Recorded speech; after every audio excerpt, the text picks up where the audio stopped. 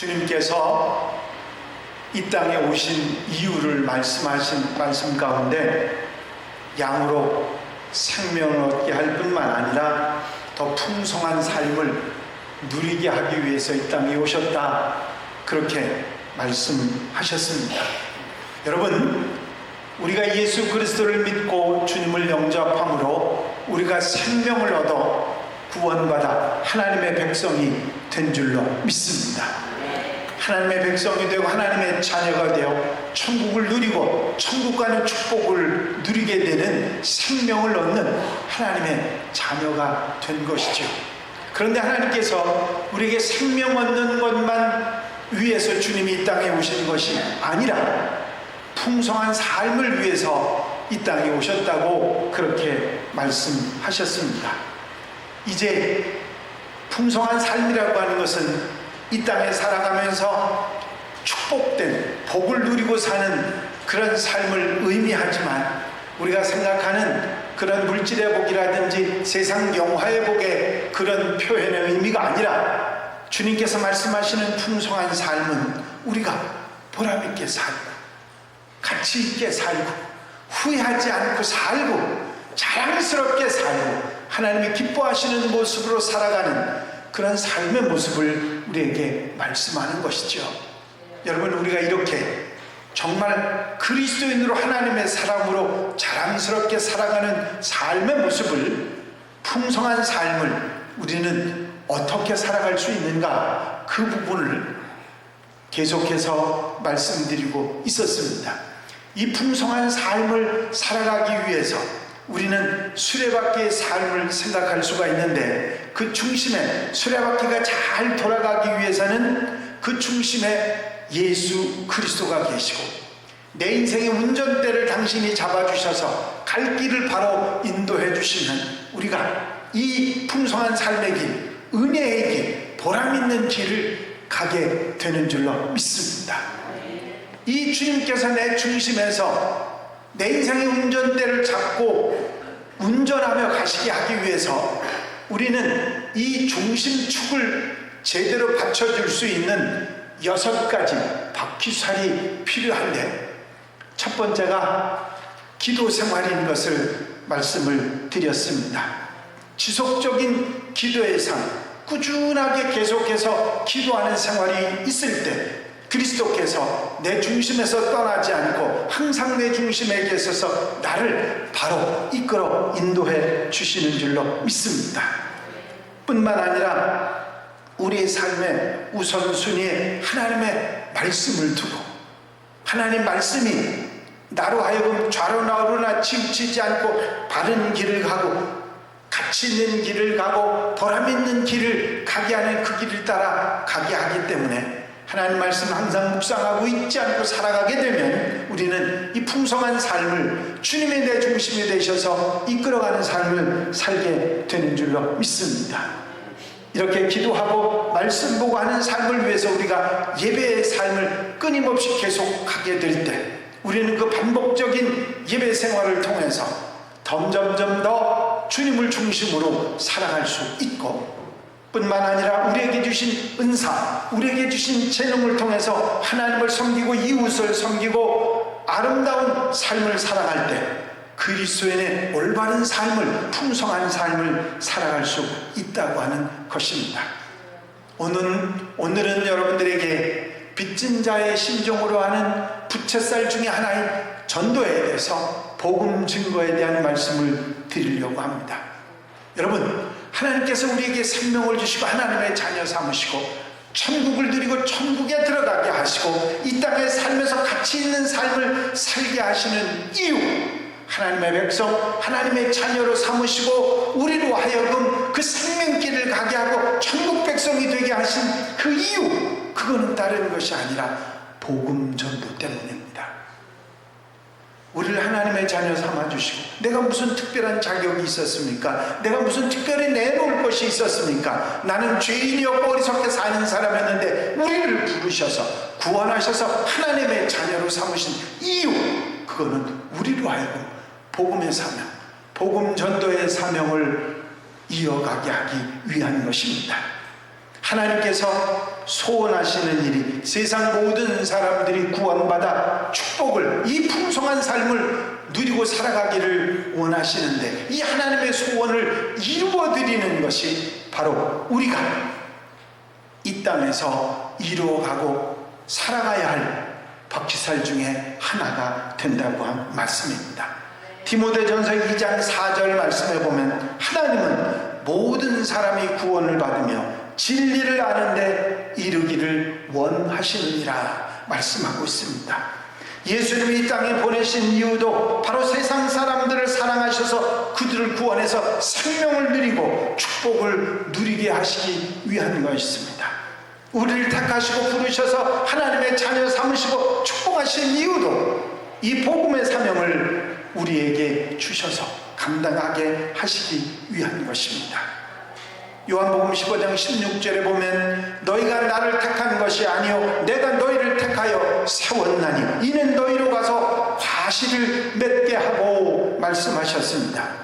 오직 너희는 택하신 족속이요 왕같은 제사장들이요 거룩한 나라로 그의 소유된 백성이니 이는 너희를 어두운 데서 불러내서 그의 기이한 빛에 들어가게 하신 자의 아름다운 덕을 선전하게 하려 하십니다.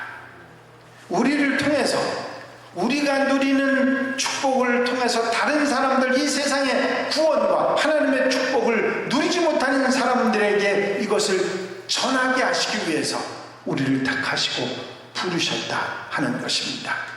그래서 오늘 다시 한번 바퀴살의 하나인 그리스도의 복음을 전하는 빚진 자의 심정으로 복음을 전하며 살아야 할 복음 전도에 대한 것을 여러분들 마음속에 새김질해 주시기를 바랍니다.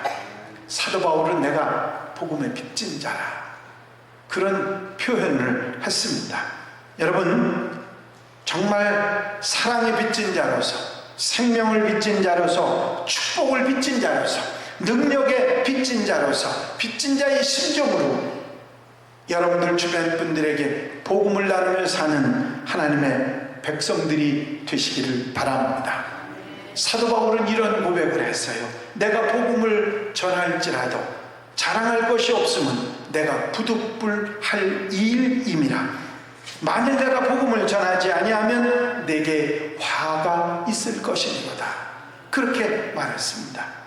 여러분, 빚진 자의 심정으로 빚을 갚는 마음으로 복음을 전해야 될 이유, 그 전도해야 될 이유는 다른 것이 없습니다. 바로 아버지의 소원이니까 그것을 들어드리는 것이죠. 부모에게 효도하는 자녀는 부모가 원하는 것을 우선으로 하게 되어 있습니다. 아버지의 소원을 들어드리는 자녀, 성숙한 자녀가 해야 될 마땅한 도리이죠. 하나님을 아버지로 부르며 그 은혜를 받아 살아가는 그리스도인들이 그분이 바라시는 것을 이루어드리는 것은 너무나 당연한 일일 것입니다.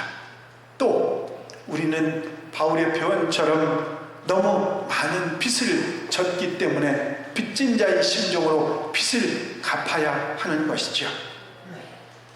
하나님의 사랑을 넘치도록 받았습니다. 주님의 십자가의 희생의 사랑을 받았습니다. 성령님의 은혜를 받았습니다. 죄사함의 은혜를 받았고 기도응답의 축복을 받았고 돌보심과 인도하심과 문제 해결을 해주신 은혜를 받았습니다. 이런 빚을 우리가 받았으니, 이런 빚을 지고 있으니 당연히 그 바라시는 것을 빚을 갚는 심정으로 이루어드리는 것이 당연한 보람이 아니겠습니까? 더더욱이 우리도 사랑하는 이웃들이, 사랑하는 이들이 멸망과 지옥에 빠지지 않기를 원하고 있기 때문에 우리는 복음을 전해야 될 줄로 믿습니다. 여러분, 내 사랑하는 이들, 남편과 자식과 부모님과 사랑하는 친구와 형제와 이웃들이 나는 천국의 은혜 속에 하나님의 축복을 이어가는데 그들이 맛보지 못하고 멸망하고 심판하고 지옥에 가는 것을 바라는 사람은 아무도 없을 것입니다. 그것은 바로 마지막까지 우리가 복음을 전해야 되는 또 다른 이유가 되는 것입니다. 하나님 때문에, 사명 때문에 아니라도 내가 사랑하는 이들이 잘못되지 않기를 바라기 때문에 복음 전해야 되는 줄로 믿습니다. 5만 번의 기도응답을 받은 훌륭한 기도응답의 사람으로 알려진 조지 뮬러 목사님의 마지막 기도는 사랑하는 친구의 구원이었습니다. 평생토록 그 친구에게 예수 믿으라고 권했지만 그 친구는 네가 믿는 예수 내가 네 바지거랭이에 붙들고 갈 거야 그러면서 웃으면서 영접하지 않았던 그런 친구가 있었습니다. 그런데 마지막 조지 밀러 목사님, 그렇게 사랑하는 친구가 복음을 받아들이지 못하고 예수를 믿지 못했는데 하나님의 부름을 받아 소천하게 됩니다. 그 친구의 부음을 들었던 예수 믿지 않던 그 친구가 쫓아와서 조지 밀러 목사님 장례식장에 참여했는데 친구들이 그 친구를 붙들고 이야기합니다. 조지 밀러 목사가 마지막 유언처럼 했던 기도가 무엇이었는지 아는가? 무엇이었는데 자네가 구원받기를 기도했네. 그 이야기를 듣고 이 친구는 뒤늦었지만 주님을 영접하고 예수 믿는 사람이 돼서 세계 곳곳에 다니면서 간증을 했는데 내가 조지 밀러 목사님의 마지막 기도 응답입니다. 그렇게 간증하며 다녔다고 합니다. 여러분, 가장 내가 사랑하는 이들이, 내가 아끼는 이들이 예수 믿지 않고 천국의 축복을 누리지 못하면 그것처럼 속상하고 마음 상하는 일이 다시 없을 것입니다. 여러분, 우리가 복음 전해야 되는 이유 중에 하나, 아버지의 소원이시고 그분이 우리에게 주신 사명이고 내가 당연히 해야 될 일이지만 내 사랑하는 이들이 그냥 천국 가지 못하고 잘못되는 것을 볼 수가 없기 때문이지요. 또한 우리의 생명의 구원을 주신 예수 그리스도의 명령이, 지상 최대의 명령이 바로 복음 전하는 것입니다. 당신이 십자가에서 생명을 버리시기까지 우리의 죄의 구원을 위해서 당신의 생명을 버리신 예수 그리스도께서 오늘날 우리에게도 계속해서 너는 가서 모든 족속으로 제자를 삼아 아버지와 아들과 성령의 이름으로 세례를 주고 내가 너희에게 분부한 모든 것을 가르쳐 지키게 하라. 복음 전하는 사명을 우리에게 주셨던 것을 우리가 기억하고 우리는 복음 전하는 하나님의 백성들이 되어야 될 줄로 믿습니다. 복음 전해야 될 이유는 지금까지 말씀드린 것 이외에도 얼마든지 더 말씀드릴 수 있습니다. 빚진 자의 심정으로 복음 전하는 하나님의 사람들, 때를 얻든지 못 얻든지 기회가 있든지 없든지 어떤 상황 속에서라도 복음을 나누는 우리 하나님의 백성들, 한양가족들이 되시기를 바랍니다. 아프리카에서 선교를 하시던 선교사님께서 어떤 원주민 할머니의 독특한 전도법에 감탄해서 간증하신 내용입니다. 이 할머니는 문명입니다. 읽지도 못하고 쓰지도 못하고 더군다나 시각장애를 가지고 보지도 못하시는 분이었습니다. 그런데 그런 분이 전도를 기가 막히게 잘 하셨습니다. 할머니의 독특한 전도법을 이 선교사님이 배우려고 가만히 봤더니 할머니가 예수님을 영접한 지 얼마 되지 않은 어느 날 선교사님을 찾아와서 대뜸 이렇게 물었답니다. 선교사님, 요한복음 3장 16절이 성경 어디에 있습니까? 선교사는 영문도 모른 채 할머니의 요구대로 성경을 찾아 빨간 줄을 그어줬습니다. 선교사님은 글도 모르고 볼 수도 없는 할머니가 왜 그런 부탁을 할까 하면서 의아했어요. 그날 이후부터 이 할머니가 전도하러 다니는데 날마다 학생들이 수업을 마칠 때쯤 동네 학교 정문으로 나가서 수업을 마치고 나오는 학생들에게 학생 나 좀 도와줄 수 있겠어? 하고 말을 건넸습니다. 앞을 보지 못한 할머니가 도와달라고 하니 학생들은 거절 못하고 뭘 도와드릴까요? 했습니다. 사실은 이 할미가 좋아하는 책이 있는데 눈이 안 보여서 볼 수가 있어야지. 그런데 말인데 여기 빨간 줄 쳐놓은 부분을 좀 읽어주겠어? 그러면 학생은 그 할머니가 펼쳐주는 성경에 빨간 줄이 그어진 요한복음 3장 16절을 할머니가 잘 들을 수 있도록 또박또박 읽어줍니다. 정말 고마워이. 그런데 학생은 방금 읽은 그 말이 무슨 뜻인지 알겠어? 잘 모르겠는데요. 내가 가르쳐 줄게. 이 말씀은 바로 하나님께서 우리를 사랑하셨다는 거야.